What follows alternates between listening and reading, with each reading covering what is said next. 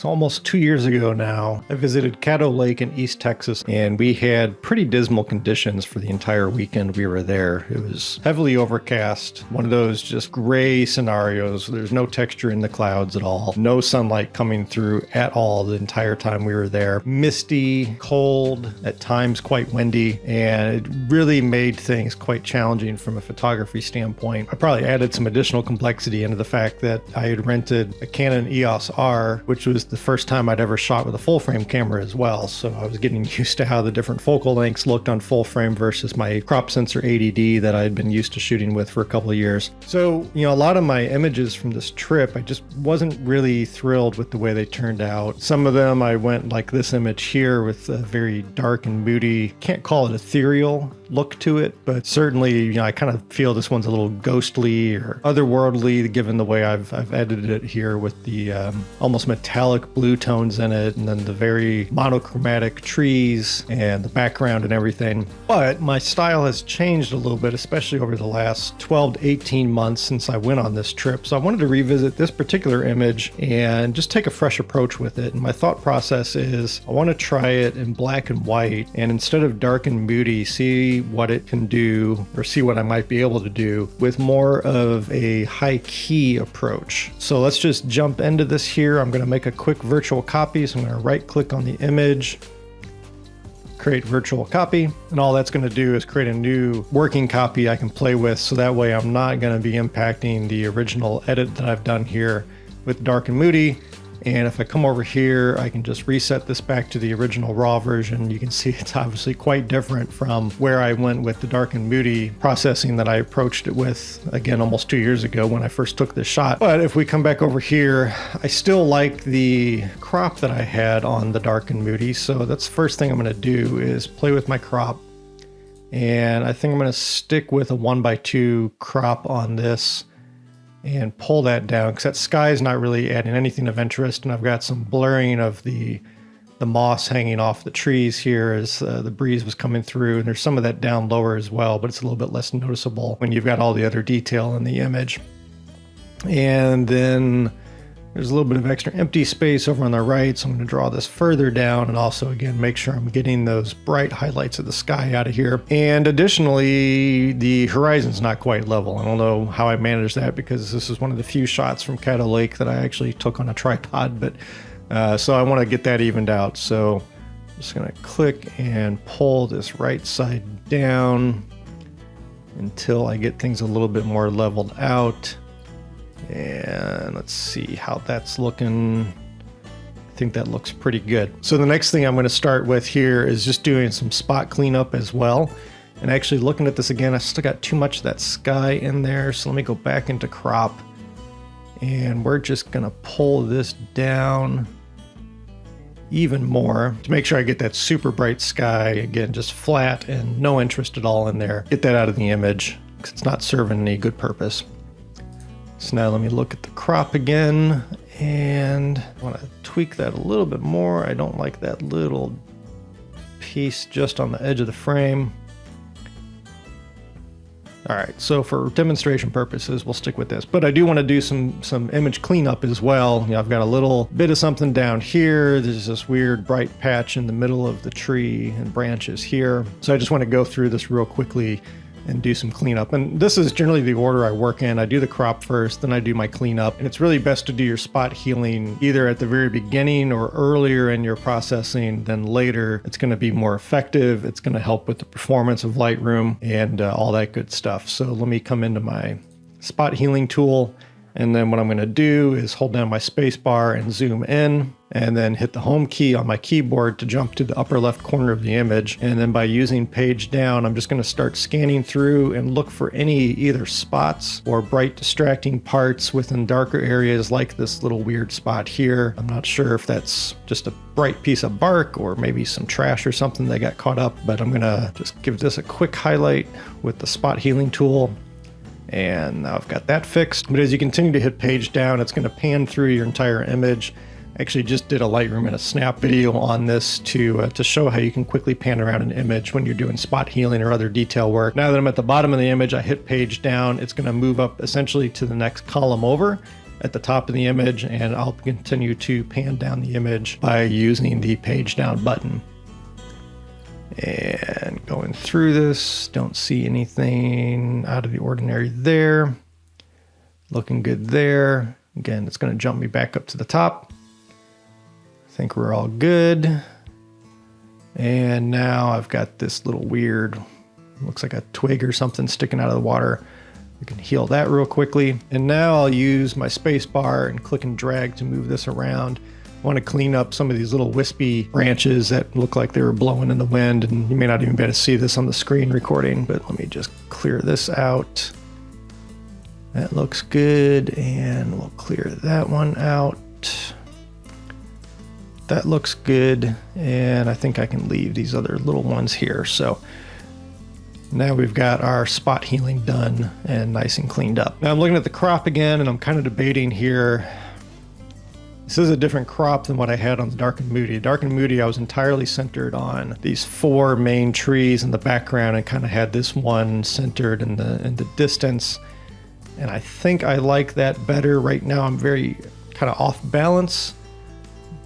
This tree over here isn't really adding anything to the scene. So yet again, I'm going to come back into the crop, and I think I'm going to play with this a little bit more and try to center things up. And what that's going to lead to is I'm going to crop this down further. And let's see where we can get this. So now those 4 main trees are more or less centered back in the image. I've got this left one in the background, or middle background, out of frame now, and then this other one in the center of the frame. It's not perfectly centered, but I think it's more balanced than what I had before. So let's click done and see how that looks in a bigger view. And I think I am good with that. So next thing I'm going to do here is jump into my lens corrections. Pretty much always do this. Profile corrections, sometimes I'll turn that on, sometimes I don't, just depending on how I feel it changes the perspective of the image. I'm going to turn it on here. And transform, I don't need to do anything with this one. Next thing I'm going to do is come down to calibration. Now normally on a color version of an image, I would take my calibration and bump this up to between usually 25 to 35. It gives a nice little subtle saturation boost to the image. And if I pull this to the left, you can actually see it almost takes it more to a black and white just by adjusting this blue primary saturation. Whereas if I pull it to the right, it's bringing in a lot more of those blue tones. And this works not just with blue tones in an image, but any landscape image. It adds a nice little pop. In this case, I think I'm actually going to leave this zeroed out because I'm planning on doing this in a black and white edit. But you can play with the other sliders as well. You can see even the green here makes a difference.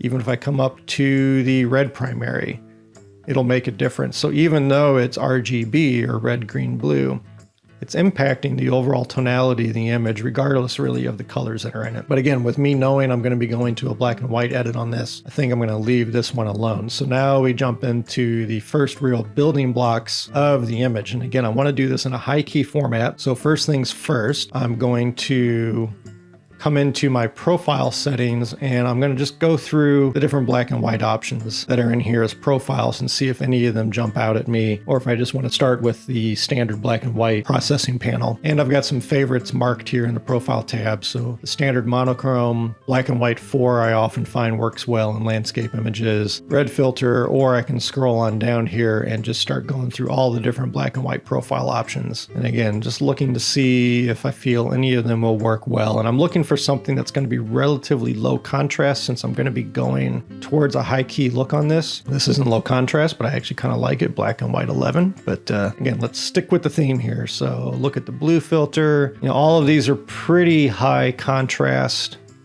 Let's see what we might be able to do. You know, I might actually work with this black and white 11. There was another one that stood out to me as a little lower contrast too. What was that? Black and white 1's a little lower contrast. But let's play with that 11. I like the way it looks as a starting point, and I know I can still reduce the contrast in here. I could play with the slider as well. If I pull it to the right, it's going to be adding in some more contrast, but also flattening those blacks. If you look in the darkest points, we're getting a little crushed, so I don't really want to do that. If I pull it to the left, I am pulling contrast out, but I think I want some more control over that personally, so I'm just going to leave it at the default 100 and close on out of that. So next thing I'm going to do is start playing with my exposure. Right now, if I'm looking at the histogram, I've still got a fair bit of contrast in here. The histogram is still fairly wide, but compared to most images, it's already lower contrast. I don't really have anything pushing all the way into the darkest darks. Where I'm not on the path of high key right now is I don't have anything really on the right side to give it any kind of sense of a high key image. And when I'm saying high key, all I'm talking about is we're trying to push things as much to the right on the histogram, so it's going to be a very bright and airy image. At least that's what I'm going to try to play with here. And compressing the histogram as much as possible. The more compressed it is visually means you've got less contrast in it, which is where you're getting again into the high key type of processing or style. Push to the right, very low contrast, and we'll go from there. So normally in a scenario like this, I want to increase the exposure and I'd have to watch out for clipping, but because of this black and white profile I've applied, it's actually already got some controls in place, and it's a little frustrating with Lightroom because you apply a profile, nothing changes within your panels, but as I drag this exposure up, I'm never going to be able to introduce clipping in the image. If you look at the histogram, no matter how high I go on here, it's never going past really this general point on the histogram. So I've got my exposure up 5 stops here. Clearly I've almost blown out everything, but if I hover on this triangle up here, or I hit the J key to turn on my clipping warnings, even though I've got that exposure boosted up 5 stops, where normally that would introduce just a ton of blown out highlights, and I would get the clipping warnings in red on the screen, it's not doing that here because of that profile I've got applied. And actually, let me just back out of this real quickly. Let me come in here and I will go to, so now you see if I look at any of these other profiles as a sample, it is showing that I'm heavily blown out. But it varies from profile to profile. So I'm on black and white 11. I'm not clipping anything out because essentially what it's done is if it showed on the tone curve with this profile, I would have pulled that white point down and eliminated the ability to go to a completely pure white with this profile. Whereas some of these other black and white profiles do allow me to go into pure white and clipping, and that's what that red overlay is indicating. Conversely, if I were to back out of here and if I go the other direction and pull this way down, you can see I'm not introducing any black clipping per se because I'm never getting to a pure black. And again, it may not translate real well in the screen grab, but on screen here, this is really a very dark, dull gray. I'm never getting to that black point. And if you look at the histogram, I'm really nowhere close to that left edge, which would be introducing clipping in my darkest areas in the image. And that's because of the profile I've chosen here. So if I come in and I look at other profiles, now you can see, okay, well, there is some clipping depending on the other profiles I might use in those blackest areas of the image. So let's reset exposure here. So now I've got to make a decision because if I want to push this to the right, this profile may not actually be my best bet because it's not letting me take things to a pure white like I really want to with a high key style. So I am going to come back in here. I think for now, what I'm actually going to do is I'm going to just go back to the, I believe it's defaults on Adobe Standard. I'm going to go ahead and select that, and I'm just going to go into my black and white settings on treatment and not worry about profile because it's not quite getting me what I'm really going for here. So I'm just going to switch this over to black and white. And now if I push this to the right, I will eventually bring in clipping. That's not what I want. So I want high key, but I don't want to blow things out. And if I hit the J key to turn off the clipping warnings, I don't want to lose all the detail in the water here, because there is some interesting detail in there with the long exposure I did, but I do want to bring up the exposure overall a fair bit. So let's just bring it to say right about here. I've still got some of that detail, especially in the shadows from the trees and the long exposure water. If I look at the before version, the original raw file, I'm losing detail in the water, but not necessarily anything that is terribly impactful to the image. Yeah, there's some shadowing over here in the raw and here in the raw that I'm losing. But what I'm really looking to keep is this kind of the wispy shadows of the trees and the water. And with how I've pushed up the exposure here, almost 3 full stops, I still retain that. Now I can just come in here and continue to play. So obviously I've pushed this histogram far to the right from where it was, but I've still got some darker areas in the image that still come fairly far left. And again, if we're going for the high key effect, we're trying to condense that histogram as much as possible. So I'm just going to start playing with some of the other sliders here. So I'm going to bring the shadows up, and that's going to continue to push that histogram over to the right. I don't want to lose too much though, so I'm going to be cautious here.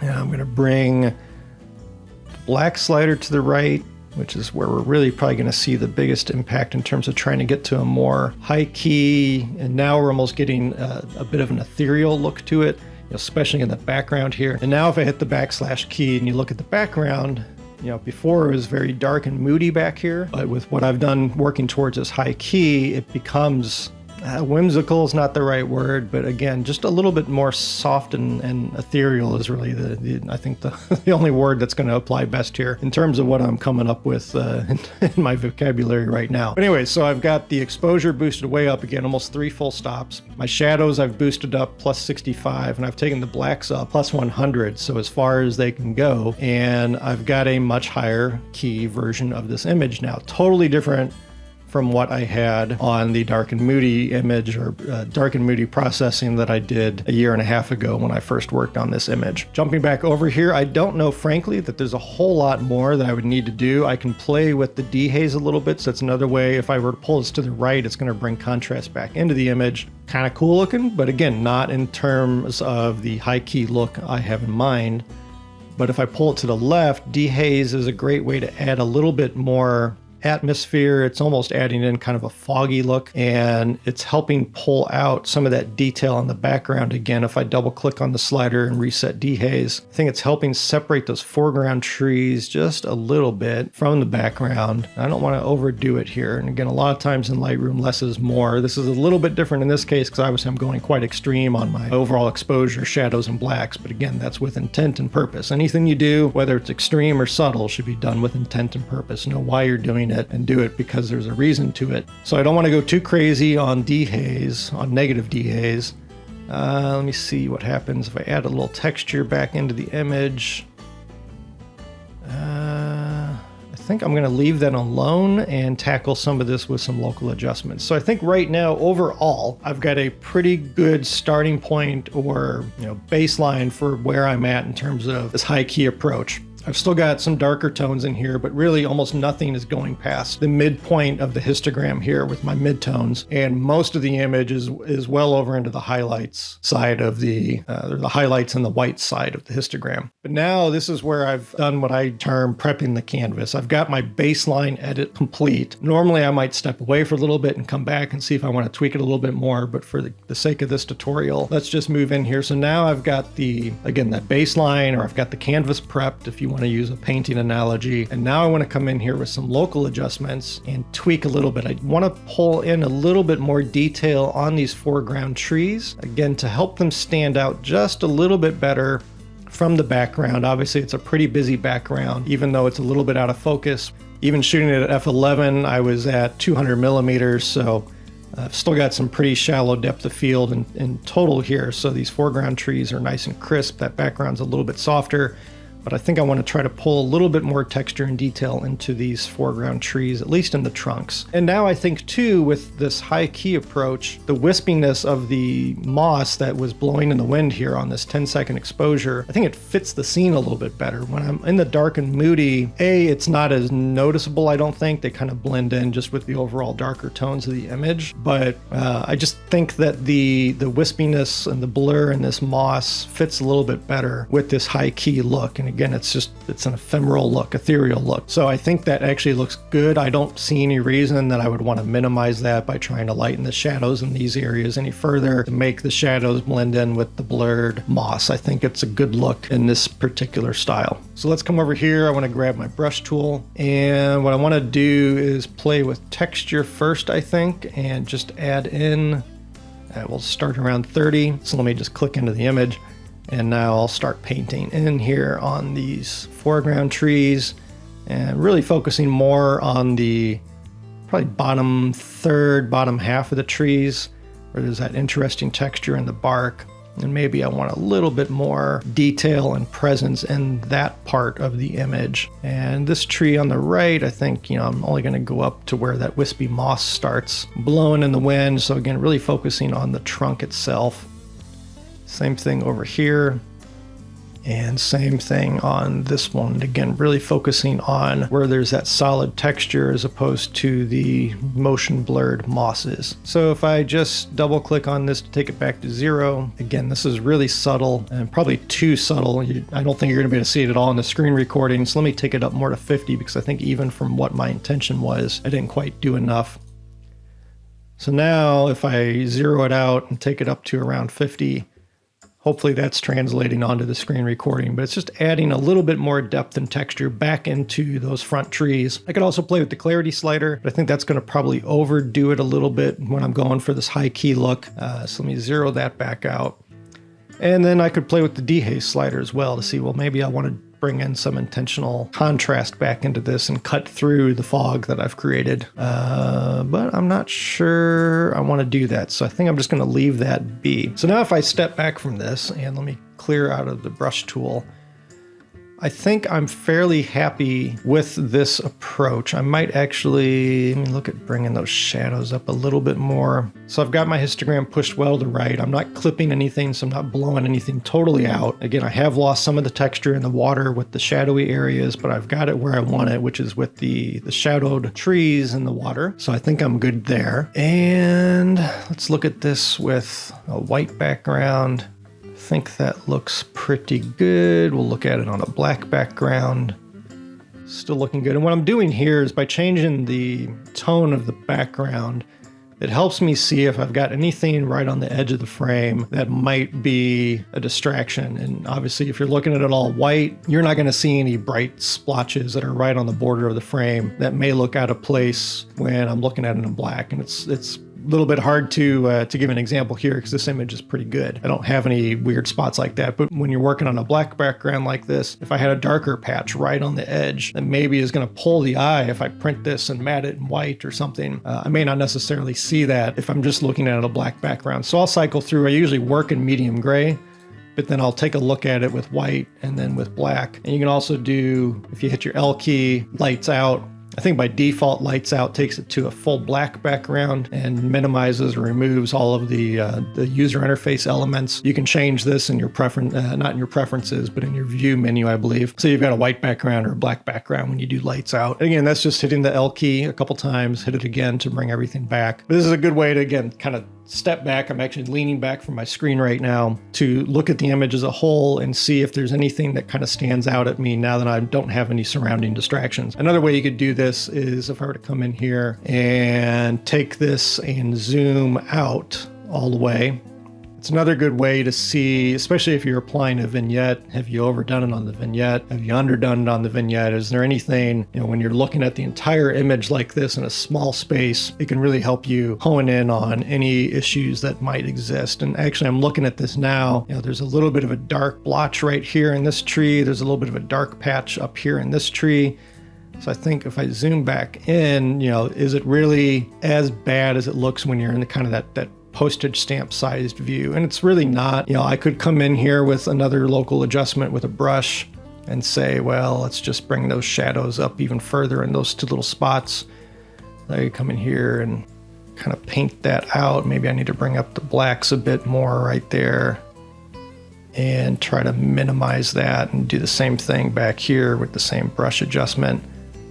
And this is just helping you balance things out across the frame. Now, maybe you don't want to on a particular image. Maybe you want some imbalance in terms of those lighter and darker patches. But, if I'm zoomed out all the way on here, I don't want, in this case, again, being a high key approach, I don't want any couple little almost black blotches in the image, given the style I'm going for here. So I think that actually, that made a little bit of a difference. If I turn off my brush adjustments, you can really see those two spots. And I'm just helping them fade into the overall frame a little bit. And again, if not for the sake of time, I'd probably spend some more time here and really dial that in and probably focus more just on the darkest spots because I've got some bleed over into the rest of the tree. But you get the point. We're just trying to balance things out across the image and make sure we're not going to have any distractions. And I'm thinking of this, zooming out like this, it's giving you a little bit of an idea of if I print this and hang it on a wall and I'm standing 10, 15 feet away, what's it going to look like to my eye at that point? If I'm selling this to a client, I don't want them to get it up on their wall and then their eyes immediately be drawn to those dark patches in the image. I want that a little bit more subdued. So that's really where I'm zooming out and just looking at it from a different perspective and thinking through how is it going to look on a wall, how is it going to look on my website, all that, and gives me the opportunity to identify some of these opportunities to clean up and tweak things a little bit further. So that's really it. This is a pretty simple image to approach from a high key standpoint. What's interesting, 2 years ago, 18 months ago, this was not a style that I ever really considered at all when I would be processing an image. I tended to go for the more dramatic and gloomy looks. And like I said, I had really challenging conditions on this trip to Caddo Lake, given the weather. And you can look at some of these other images, and these are edits that I've never shared because I'm not happy with how they turned out. But now I'm wondering, is this something where I could do a high key edit? So I'm really looking at coming back in here and reevaluating a lot of these images that I struggled to process just because of the conditions. And I think I may be able to do something. I'm still going to have the challenge of there's a lot of this just flat, boring sky in here. And as I go to a high key edit, that's going to become very bright. So I'm going to have to just watch it. But, I think considering different processing approaches, different styles, it lets you expand and explore a little bit creatively, but also it may give you the ability to salvage some shots that maybe you just weren't happy with how they turned out, like I've been with these, and come back with a fresh perspective, try something different, something new. Again, with Lightroom especially, play around. Nothing's going to be permanent. I created that virtual copy right at the get-go here, so I'm not losing my original dark and moody edit. I'm working on a completely different version of the image, and it's a playground. Give things a try, give things a whirl, and see what you come up with. And right now, at first blush, I'm pretty happy with this. I'll sit on it for my usual 1 to 2 weeks, or sometimes 12 months when I go really crazy and just can't decide if I'm happy with where an image is at. But I think right now I really like the way this turned out. It's a very different look and feel, obviously, from that original edit. If I go into reference mode here, I can drag that original up and look at them side by side. Totally different approaches. That goes without saying, but I think it really gives a great example here of how you can play around with different styles. Don't get so locked into one particular style that's yours. It's great to have a personal style, but don't let it box you into a corner. Still look for those opportunities to branch out and try new things. And I really like the way this high key version looks. So hopefully you found this helpful. Again, high key is something that's relatively new to me. Probably the last 6 months is when I've really started dipping my toes into the water. But really like just that different approach. And again, it gives me the opportunity to explore some new areas from a creativity standpoint and just try something new and different and have fun with it.